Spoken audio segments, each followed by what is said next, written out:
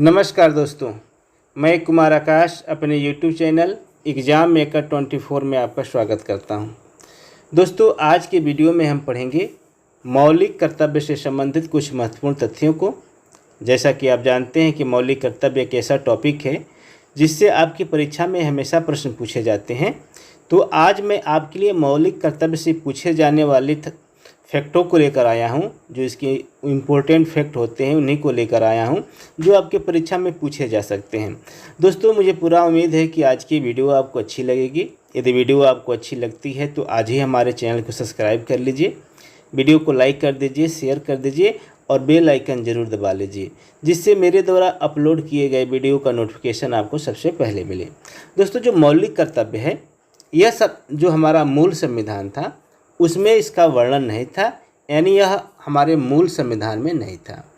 लेकिन जब 1975 में भारत में इमरजेंसी लगी, यानी आपातकाल लगा, तब इसको महसूस किया गया कि हमारे संविधान में मूल कर्तव्य होना आवश्यक है। तो फिर संविधान का 42वां संशोधन किया गया 1976 में और उसी के साथ इसको हमारे संविधान में जोड़ा गया और इसका एक भाग बनाया गया, भाग 4 का, और अनुच्छेद बनाया गया 51 का। तो भाग 4 क में इसका स्थान है मौलिक कर्तव्य का, और इसका सिर्फ एक ही अनुच्छेद है दोस्तों, आपका 51 क में इसका वर्णन किया गया है। दोस्तों, आप देखेंगे कि जो आपका मौलिक कर्तव्य है तो यह हमारे देश के नागरिकों के लिए है। जो हमारे देश के नागरिक हैं उनके क्या कर्तव्य होने चाहिए। जिस प्रकार आप देखेंगे कि राज्यों का जो कर्तव्य होता है उसका वर्णन तो हमारे संविधान में भाग 4 में कर दिया गया, जिसको हम राज्य के नीति निर्देशक तत्व कहते हैं। लेकिन हमारे संविधान में मौलिक कर्तव्यों का वर्णन नहीं किया गया, यानी जो हमारे संविधान निर्माता थे उन्होंने इसकी आवश्यकता नहीं समझी और हमारे संविधान में इसका वर्णन नहीं किया गया। फिर आप देखेंगे कि विश्व के जितने भी आपके प्रमुख लोकतांत्रिक देश हैं, जैसे आपका अमेरिका है, अमेरिका में देखेंगे, आप कनाडा में देखेंगे, कनाडा में, उसके बाद आप फ्रांस में देखेंगे, फ्रांस के बाद आप जर्मनी में देखेंगे, ऑस्ट्रेलिया में देखेंगे। तो जो भी आपके प्रमुख लोकतांत्रिक देश हैं दोस्तों, उसमें भी आपको मौलिक कर्तव्य दिखाई नहीं देता है। सिर्फ एकमात्र एक जापानी संविधान है, यानी जापान का संविधान है, उसमें आपको मौलिक कर्तव्य देखने को मिलता है। लेकिन फिर आप देखेंगे कि जो समाजवादी कंट्रियां हैं, समाजवादी जो देश हैं, वहाँ पे आप देखेंगे दोस्तों कि जो आपका मौलिक अधिकार है, यानी जो फंडामेंटल राइट है और आपका फंडामेंटल जो ड्यूटी है, इनको बराबर का महत्व दिया गया है। समाजवादी देशों में इनको बराबर का महत्व दिया गया है। तो दोस्तों, जो मौलिक कर्तव्य है, ये भी आपको बताया कि इसका जो वर्णन है आपके संविधान में भाग 4 में है, अनुच्छेद 51 का है। तो इसी से संबंधित कुछ महत्वपूर्ण बातों को हम जान लेते हैं जो आपके परीक्षा में पूछा जा सकता है। तो दोस्तों, जो मौलिक कर्तव्य है इसको हम फंडामेंटल ड्यूटीज बोलते हैं और इसका वर्णन भाग 4 क में दिया गया है। और यह मूल संविधान में यह भाग नहीं था। अभी आपको हमने बताया कि यह मूल संविधान में यह भाग नहीं था, इसको बाद में जोड़ा गया है। और कब जोड़ा गया दोस्तों? तो सरदार स्वर्ण सिंह समिति का गठन किया गया और इसी की सिफारिश पर, इसी की अनुशंसा पर 1976 में 42वां संविधान संशोधन द्वारा इसको जोड़ा गया था। और जो स्वर्ण सिंह समिति थी दोस्तों, उन्होंने 8 मूल कर्तव्यों को शामिल करने की अनुशंसा की थी।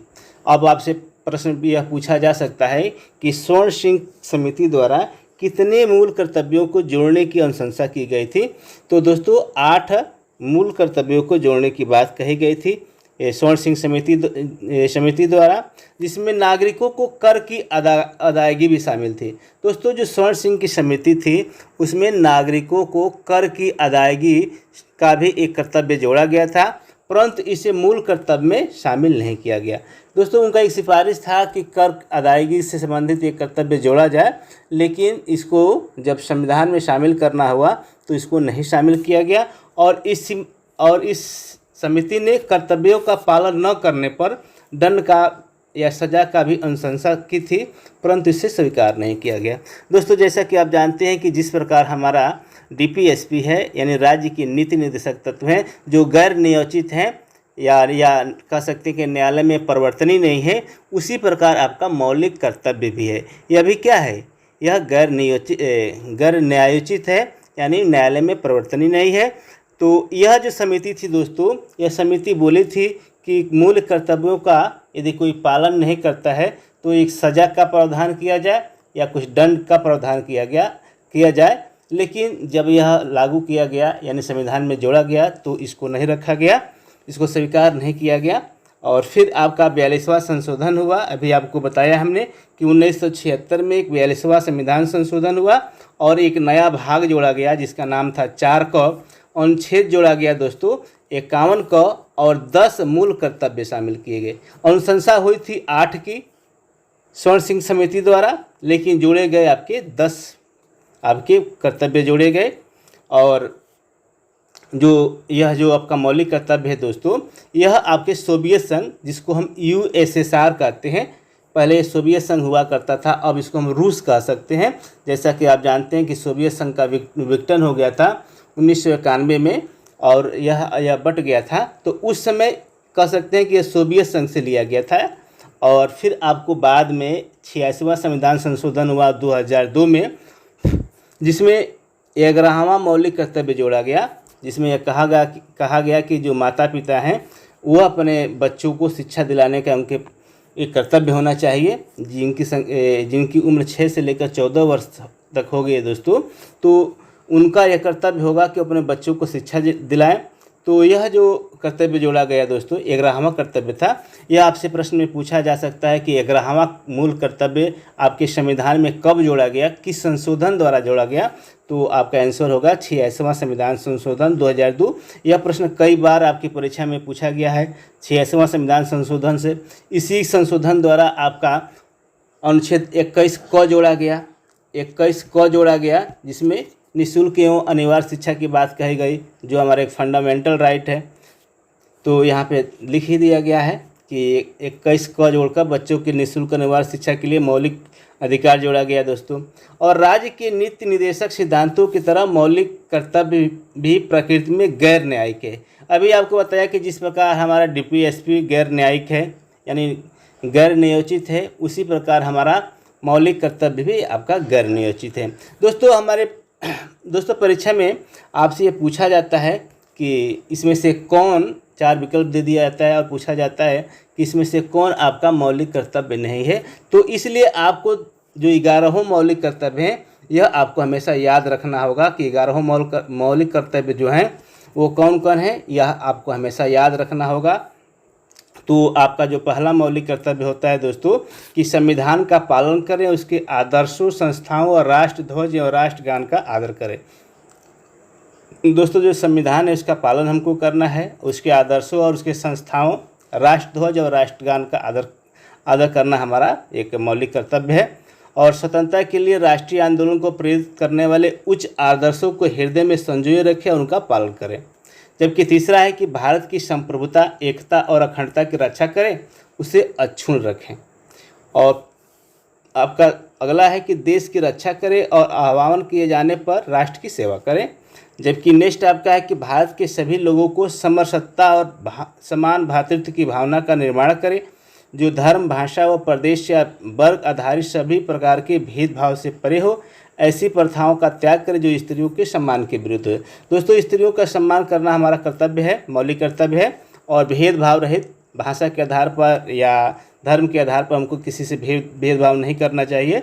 जबकि अगला है कि हमारी सामरिक संस्कृति की गौरवशाली परंपरा के महत्व को समझें और उसका परिरक्षण करें। जबकि नेक्स्ट कहा गया है दोस्तों आपसे कि प्राकृतिक पर्यावरण, जिसके अंतर्गत वन, झील, नदी और वन्य जीव आते हैं, की रक्षा और संवर्धन करें तथा प्राणी मात्र के लिए दया भाव रखें। दोस्तों प्राणियों पर हमको दया करना चाहिए। नदी, झील, वन, वन्य जीव, इसकी हमको संवर्धन करना चाहिए। जबकि नेक्स्ट है कि वैज्ञानिक दृष्टिकोण से मानवतावाद और ज्ञानार्जन तथा सुधार की भावना का विकास करें। और नेक्स्ट है कि सार्वजनिक संपत्ति की सुरक्षित रखें और हिंसा से दूर रहें।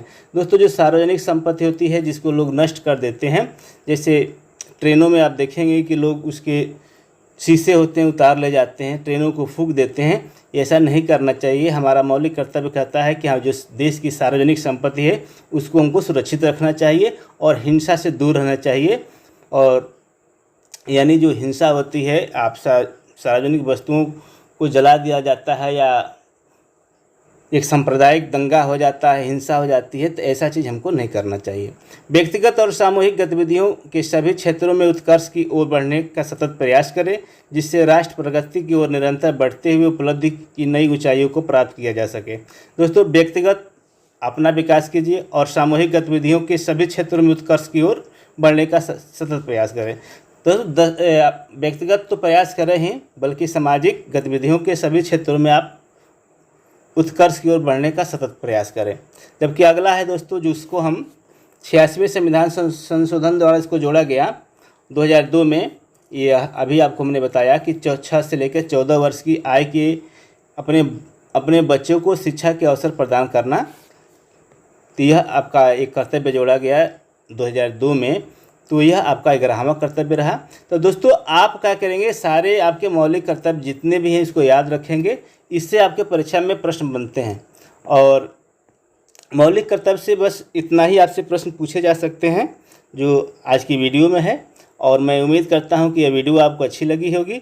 यदि वीडियो आपको अच्छी लगी है तो आज ही हमारे चैनल को सब्सक्राइब कर लीजिए, वीडियो को लाइक कर दीजिए, शेयर कर दीजिए, बेल आइकन दबा लीजिए, जिससे मेरे द्वारा अपलोड किए गए वीडियो का नोटिफिकेशन आपको मिलता रहे। मिलते हैं अगले वीडियो में, तब तक के लिए नमस्कार, जय हिंद।